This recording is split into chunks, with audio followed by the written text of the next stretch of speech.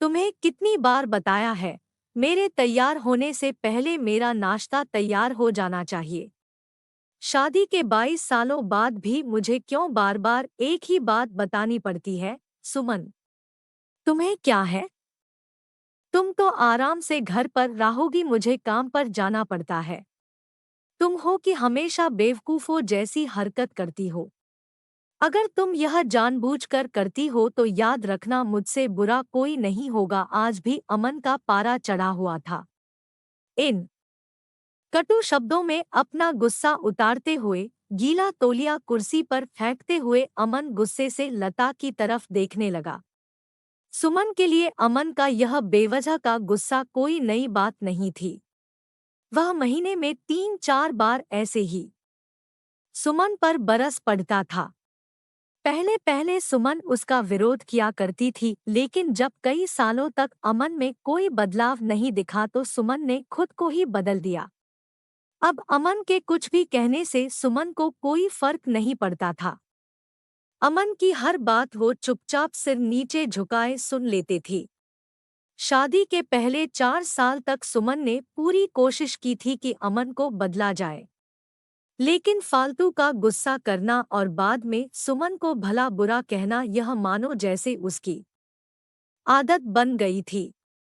कोई भी वाद विवाद होता तो अमन सीधा सुमन को बोल देता, अगर मैं तुम्हें अच्छा नहीं लगता तो क्यों नहीं चली जाती अपने मायके? क्यों रहती हो मेरे साथ? इतना सब कुछ होने के बावजूद सुमन अमन के साथ रहती थी क्योंकि उसे अपनी बेटी की फिक्र थी। और वह जाती भी तो कहाँ, अपने बूढ़े हो चुके माँ बाप को इस उम्र में परेशान करना वह नहीं चाहती थी। समाज और लोग क्या कहेंगे, यह भी तो उसे देखना था। वह इतनी पढ़ी लिखी भी तो नहीं थी कि खुद जाकर कोई नौकरी कर सके और अपना और अपनी बेटी का पालन पोषण कर सके।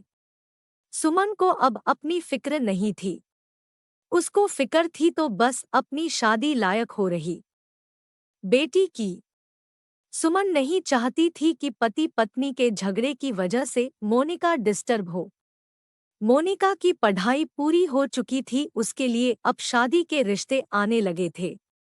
कई रिश्तों को मोनिका ठुकरा चुकी थी। 2-3 महीने बाद एक अच्छा रिश्ता आया। रिश्तेदारों और पहचान के लोगों ने भी लड़के के बहुत गुणगान किए थे। अमन एक शाम अपनी बेटी के पास बैठकर उसे बताने लगा, मोनिका, बहुत अच्छा लड़का है, पढ़ा लिखा है, बड़ा घर है, बहुत अच्छी नौकरी है। ऐसे रिश्ते बार बार नहीं आते बेटा। इस बार मना मत करना। मोनिका अपने पिता से ज्यादा बात नहीं करती थी।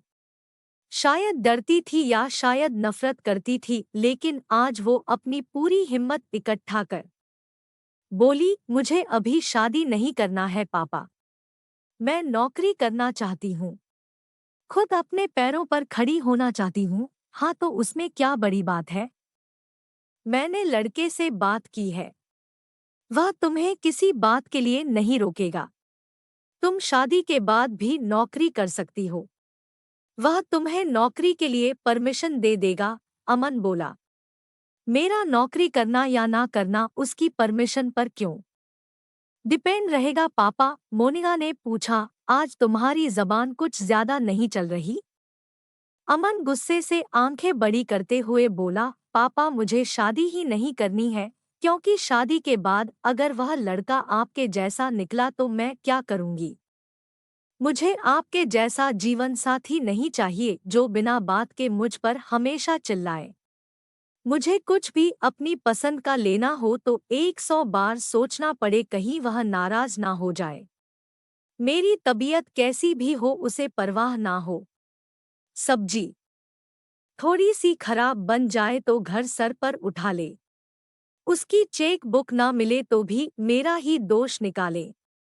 और हर छोटी मोटी बात पर मुझे मायके जाने के लिए कहे। मोनिका ने अपना दिल खाली करते हुए पापा से सब कह दिया।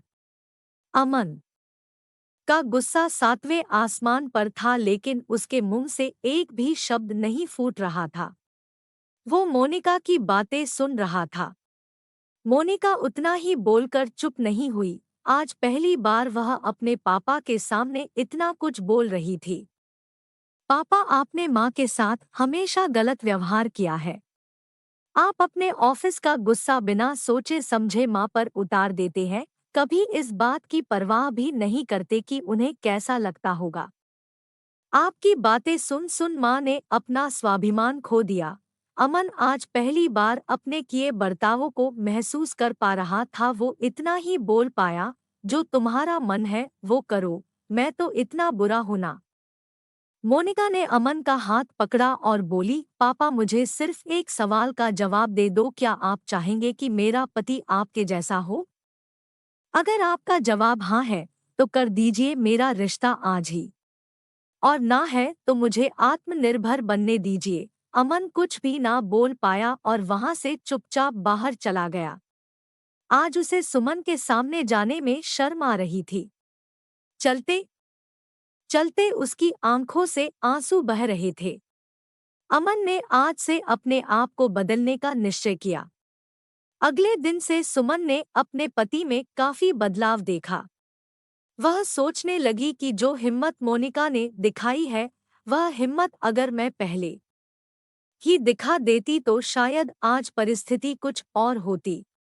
अब मोनिका पढ़ लिख कर अच्छी नौकरी करने लगी थी और 2 साल बाद उसके लिए एक अच्छा रिश्ता आया और उसकी विदाई पर अमन बोला, बेटा तू हमेशा खुश रहेगी क्योंकि तेरा पति तेरे बाप जैसा नहीं है। अमन की यह बात सुनकर सुमन और मोनिका की आंखों से आंसू बहने लगे। दोस्तों, हमारे समाज में औरतों को भले ही देवी का दर्जा दिया जाता है, लेकिन वह स्वतंत्रता नहीं दी जाती जो उन्हें देनी चाहिए। दोस्तों, यह वीडियो आपको अच्छा लगा हो तो हमारे चैनल को सब्सक्राइब और लाइक शेयर कर देना। धन्यवाद।